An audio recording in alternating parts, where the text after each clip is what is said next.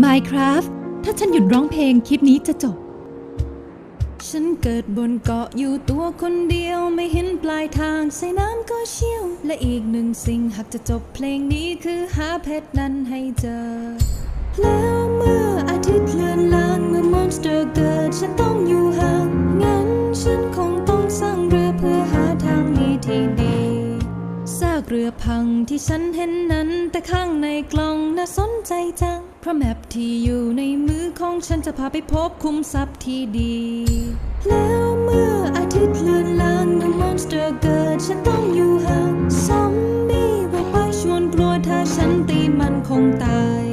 เมื่อเดินทางมาตามจุดที่มาร์กฉันใช้จอบขุดจนฉันเจอมันและของในกล่องมีแต่คุมทรัพย์พวกเรานี่มันโคตรเก่ง